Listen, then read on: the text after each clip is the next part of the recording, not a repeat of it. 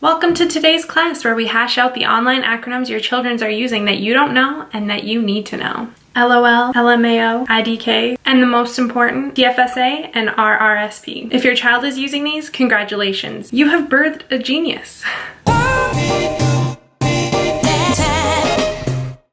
Hey, what's up? It's Alyssa from Mixed Up Money and welcome to my channel. I am just like you, aka I'm not a financial planner, I'm not an expert, but I love money and making sure that my financial future has some kind of roadmap. In other words, I never want to have to worry about my money. A lot of my followers were interested to learn the differences between an RRSP and a TFSA. So I did an Instagram poll for this week's video and here we are. Today I'm simply going to state the facts. We'll discuss what the TFSA and RRSP are, what they can do for you, compare and contrast the two accounts based on researching the internets, and then I'll tell you about how I manage my accounts personally. Let's get into it! What is a TFSA? A TFSA, or tax-free savings account, is for Canadians 18 years and up. So rather than going to the bar to celebrate, you can go to the bank, open this very versatile account. Hell yeah! This account is a place for you to save money tax-free. Amounts contributed to the account and income you earn from the places you invest within the account are generally tax-free. I say generally because if you use this as an investment tool, your returns are tax-free.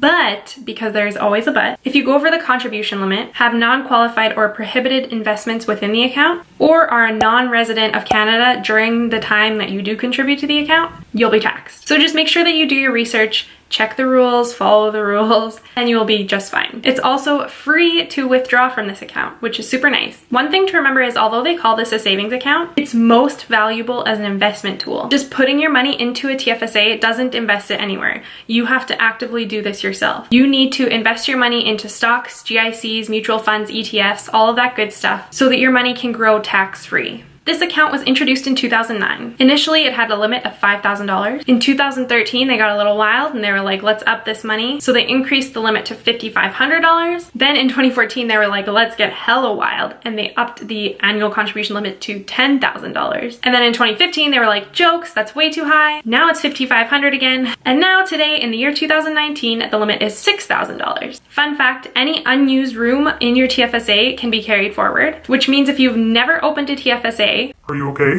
you can contribute $63,500 to your TFSA this year if you wanted to. With the TFSA, you can withdraw this money anytime you want without having to pay tax on the withdrawal. And another fun fact is once you withdraw that money, you never lose that contribution room. Instead, you can contribute that money back into the account the following year. So if you take out $40,000 in 2019, you'll have $40,000 plus $6,000 of contribution room in 2020. TFSA tip. Make sure that you check whichever financial institution that you use to store your TFSA doesn't have some type of hold for when you do choose to withdraw that money. A lot of people use their TFSA for like a down payment fund. You might need that money to close on the house like ASAP Rocky, and then the bank will be like, oh, it's actually going to be 48 hours. Sorry about that. Contributions that you make to your TFSA are not tax deductible. What that means is that they don't reduce your taxable income or tax liability. That's where the lovely and much older RRSP comes to play. What is an RRSP? An RRSP, or Registered Retirement Savings Plan, is a tool that the Canadian government created to help people save for retirement. But that's not its only use. Like the TFSA, money within this account is invested into a diverse lot of assets, mutual funds, stocks, etc. And while they sit inside this account, they are sheltered from tax. You will not be taxed on any capital gains or dividends that you earn. This account is tax deductible and can reduce the taxes you pay come that time of year. Registered accounts have some rules. Who doesn't love rules, guys? We love to follow the rules. Let's follow the rules. Rules include who can set up an RRSP, how much contribution room you have each year, what kind of investments you can use within the account, how to withdraw money, and when these accounts must be closed or converted into RRIFs. God, don't you just love all the acronyms in this video? I'm stressed just saying them. So there is no age limit on an RRSP account. So that means as soon as you have any type of employment income and you file a tax return, you can open an RRSP. And also your guardian can set up an RRSP for you. So say you're like 14 years old and you are a bus girl at the keg then your mom could go and open an RRSP for you, and you could put all your tips or like all of your paychecks into that RRSP if you wanted. And if that's the case, then girl, you are really killing it. Contribution limits for an RRSP are unique to you. You can take into account whatever the deduction limit is for this year and any unused contribution room from past years. But if you're wondering where to find your contribution limit without having to do all of this math, check out the notice of assessment that you got after filing your taxes last year. The 2019 RRSP contribution limit is 18% of earned income you reported on your tax return in 2018, up to a maximum of $26,500. Are you confused?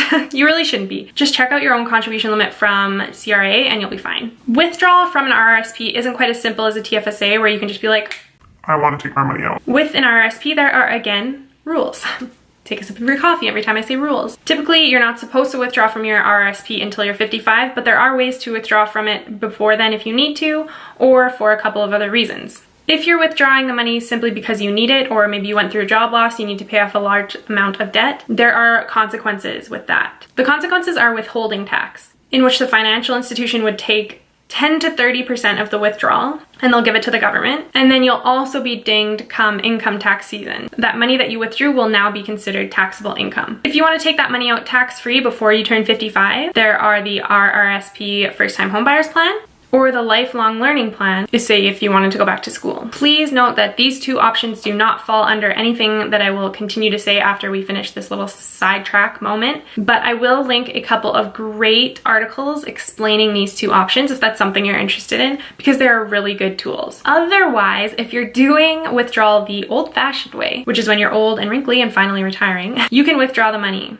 There are two types of tax you'll need to know about in this situation: withholding tax and the marginal tax rate. Withholding tax. This is a tax that's withheld when you make a withdrawal from your RRSP. The money withheld by your financial institution is passed to the CRA, and the rate of tax varies depending on the amount you withdraw and what province you live in. This is what the withholding tax is in every single province except for Quebec. And in Quebec, these are the tax rates. Note that in Quebec, you also pay a provincial sales tax of 16% on top of the withholding tax. The marginal tax rate is the next tax that you should know about. This is the combined federal and provincial tax rate that you will pay come tax season. Your financial institution will give you a T4 RRSP, which shows the amount you withdrew and the taxes withheld. You will have to declare this amount. You can begin to withdraw in retirement at the age of 55 by converting your RRSP to an RRIF, and then you would receive payment. Once you make this decision, you cannot go back in time and change your mind. Snip, snap, snip, snap, snip, snap. Ensure that once you've made this choice, you are serious about it. And also make sure that you will have enough money to take you till the end of your life, which is really dark, and I'm sorry I said it. If you choose to wait to withdraw, you have until December 31st of the year that you turn 71. At that point, the RRSP will have to be turned into an RRIF. Note that once you withdraw any money from the RRSP, you will not get that contribution room back, which is another danger of taking that money out to pay for some debt. Or if you're like, I want to take a trip to Cabo when I need my RRSP money. Like, don't do that. The burning question that I get from so many of you guys: TFSA or RRSP? Both the TFSA and the RRSP have a great impact on your potential wealth building opportunities. Generally, financial experts will tell you that the RRSP is great for long-term financial goals and that the TFSA is good for short-term financial goals, like a down payment or a vacation fund. The important thing to remember here is that a lot of these financial experts forget to explain what a short-term financial goal is when it comes to investing. Any financial planner that I've ever spoken with has told me that that is a minimum of 5 years. Investing for less time than that isn't going to really show you any return. So for example, if you're saving for a down payment, yes, your TFSA could be an awesome option if you're not going to buy a house for the next 5 to 10 years. But then there's the flip side that maybe you do choose to buy a house in 2 years and that money, you maybe lost some or you didn't really get anything out of it. Just remember that the TFSA can and should be used for long-term financial goals as well. An RRSP might be best for you during the following times. You earn a high income of greater than $50,000 and you have contribution room available. You're investing for the future and you earn a high income, like $90,000 or more. Your work has a company matching program that can and should be maximized. The times a TFSA might be best: you are investing for retirement and earn less than $50,000 a year. You expect your income to increase significantly in the future, which would leave more contribution room in your RRSP, getting you a higher tax deduction during that time. At the end of the day, you should be using both and be investing in both. The TFSA is good for anyone on any type of income level, and the RRSP is great if you achieve a higher income or you've maxed out your TFSA already. One way that you can use both together is by maximizing your RRSP contributions to earn a tax refund, and then taking that tax refund and putting it into your TFSA. This is a diverse and flexible way to use both accounts. How do I use my RRSP and TFSA? My RRSP. This was the first investment account that I opened, and I didn't even open it until I had an actual career, which was in 2015. At this time, my company had a great matching program, so I have my account stored in the company that they were using, which is Manulife, and I have a diverse portfolio of investments there. I contribute to this account monthly, my TFSA. I opened this account in 2016 and was at the time using it as a savings account, which I now know is not the best way to use this account. So when I realized that I could be doing more, I opened a TFSA with Wealthsimple and I started investing there. I also contribute to this account monthly. Both of my accounts are currently in there for long-term investments, aka I'm not going to be taking them out until I retire. I have thought about using my RRSP for the first-time homebuyers plan. I've thought about taking money out of my TFSA to use for a down payment, but ultimately I've decided that it's best to use other money that I've saved for those options. I know a ton of you always ask like, When, why, how, which one should I use? I have a very specific question here that I would like you to answer about my TFSA and RRSP. and I get it. It's overwhelming. It's a lot to consider. But hopefully this answered a few of your questions. For more specific questions, I think you should definitely speak with a financial planner or a professional that can advise you on the best possible approach for these goals. I hope to be that for you one day. I really do want to become a financial planner, but that is not right now. So take everything that I said with a grain of salt because, disclaimer, I am not a professional, which we went over at the very beginning of the video. For now, I'm simply just like you, a person who deeply cares about her money and wants to make the best of every tool available to them. So I get it. Thanks so much for watching. If you like this video, give it a thumbs up. Please subscribe to my channel. Tweet me at MixedUpMoney and have an absolutely amazing week because you totally deserve it and you just took like 15-20 minutes out of your day to learn about money. So like, I don't know. I think you should order Skip the Dishes tonight. I'm just saying. Due to the overwhelming response that I got, it was evident to me that this stuff does really matter to you guys, which I think is super, super cool. And I appreciate you always reading and watching and listening to me gab on about stuff that like is not a good party trick. Okay, bye.